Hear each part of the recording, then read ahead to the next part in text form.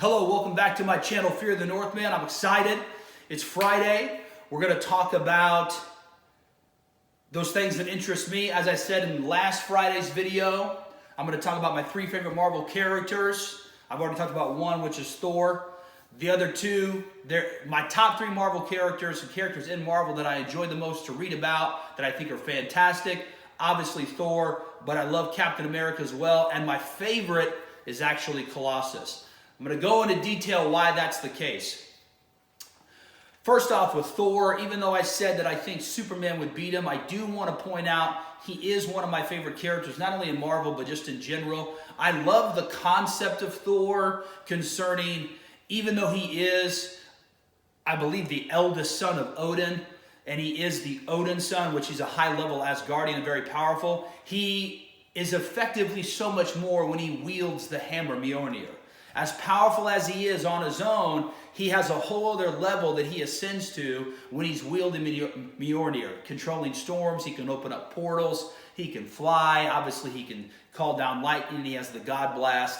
It's just, he's just so much more when he's wielding that weapon. There's an allegory there too for strength and picking up your hammer. We're going to get to that at a later time. But I really love the character of Thor. There's been moments where he's been unworthy or he hasn't had his hammer or whatever the case may be, and he still charges into battle when they need him. And that's a powerful virtue in people, and I love that character archetype in comics. You know, a character who even in the midst of being under the gun, they're still going to move forward with the best of their ability. That's a great way to be. That's a great way to be in life. But he's one of my favorites. I think he's fantastic. A series that would be a great series for you to check out if you want to see how cool Thor is.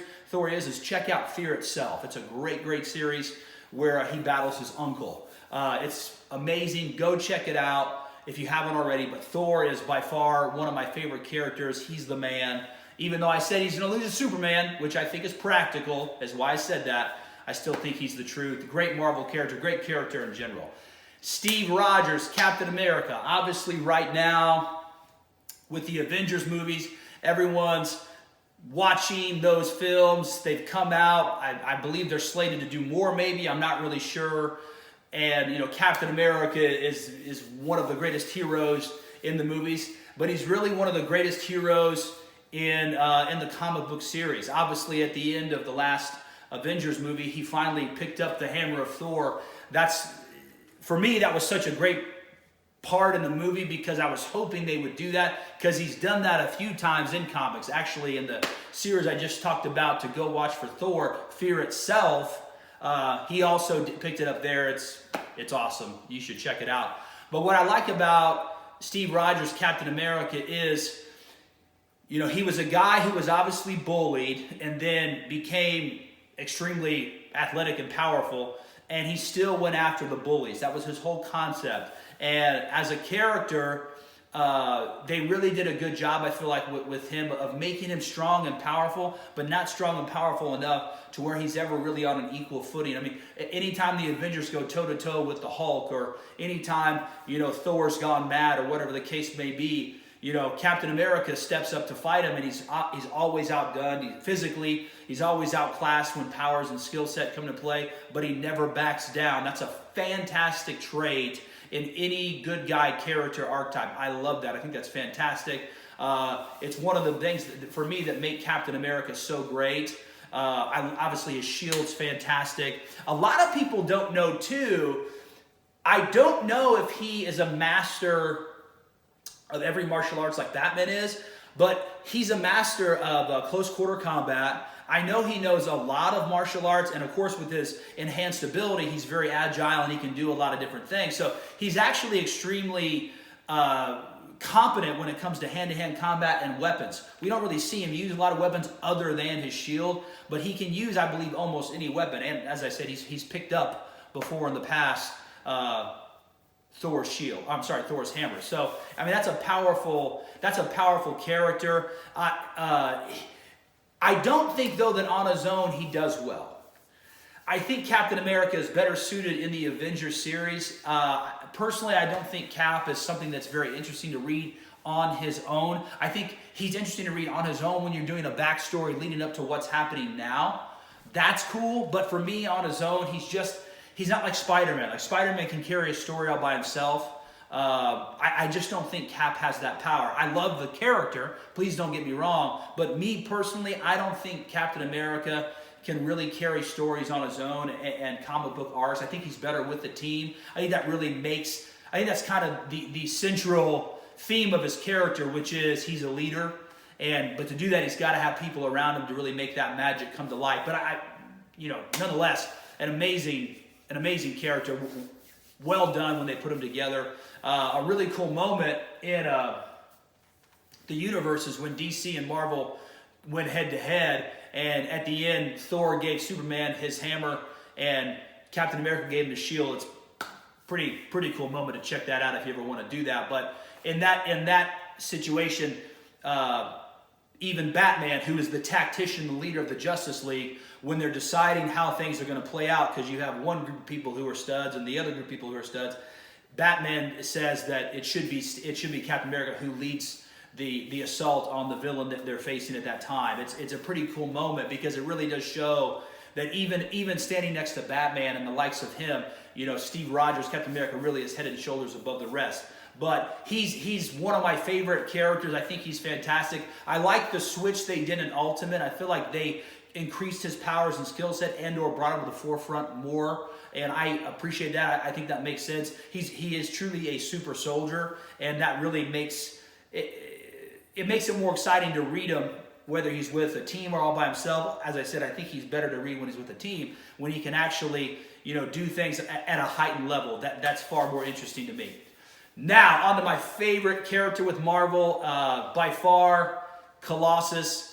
I loved Colossus when I was a little kid in the old X-Men game, where he was walking around with his suit, his red trunks and the shoulder pads, and his power was he would roar, and then that big energy swell would come out, and he would blow everyone back and turn metal for a little while, but then he'd go back to his human form.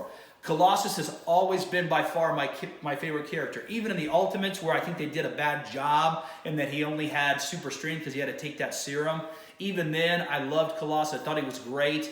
The character type is very interesting. Obviously, from Russia, dealing with communism, leaving, and then giving his powers to the X-Men in service of humanity and mutants.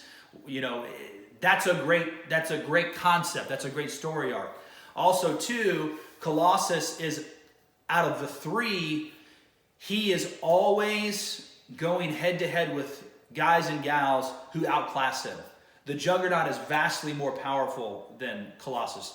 Hulk is vastly more powerful than Colossus. But Colossus every time goes toe-to-toe with him. He doesn't stop. He's not willing to back down. He's going to fight for his friends, for his teammates, for his family, even if he's going up against odds that he cannot overcome. Even in Fear itself. Again, you need to check that out. It's a great story arc when at one point Juggernaut is possessed by Odin's brother. Go read it. You'll check it out. They end up going to Cyttorak's dimension, and Colossus convinces Cyttorak to give him the power of the Juggernaut he does, which then Colossus becomes obviously the Colossus Juggernaut. If you don't know about that, check it out. You probably do. It was a pretty big moment in comic books. But even in that moment, when he had the power of Cyttorak, which is the power of Juggernaut, at his disposal, he's going head-to-head with a possessed Juggernaut of Norse god magic. He's talking to himself as he's fighting, and he's literally describing how his bones are breaking, and that even though the Norse god possessed Juggernaut is stronger in all ways as to him, save one, that he cannot stop him. So even in that moment, when he's Colossus and he's then augmented by the Juggernaut's power, he still went head-to-head with someone who he knew he wasn't powerful enough to defeat. And then that's another great setting, too, for a story arc, because throughout that whole time, Colossus somewhat sympathizes with Kane, the Juggernaut, because Cyttorak is this destructive force, and there's a part of him that absolutely loves doing it, loves just unleashing it and destroying everything and going berserk. And it takes everything he has to keep the power of that demon Cyttorak at bay, which is a great it's a great internal struggle. You know, when we're reading in comics, when someone has all this power, yet they're deliberately holding back, that's a wonderful virtue and a wonderful thing to read, because you get to see kind of the back and forth. And, you know, so many moments in Colossus's history throughout the story arc of just the X-Men and him in general, where he's done amazing things. Like, I believe at one point he was just walking around on a spaceship, because I think in his, correct me if I'm wrong, correct me in the comments if you will, I don't think he has to breathe in a still form. So he can pretty much just be wherever he wants to in space. He can survive high levels of radiation. There was a story arc where the X-Men went to this planet of this warrior race of people, and they needed, the queen at the time needed, I guess, Colossus to walk into this reactor beam to destroy the planet, and he wouldn't do it. But it was because he could survive high levels of radiation in a still form. And in fact, in the Age of Apocalypse, where the X-Men are defeated, or Xavier's defeated, and Magneto is left, and Magneto's team is a combination of the Brotherhood of Evil Mutants and the X-Men. Apocalypse is obviously ruling and wreaking havoc.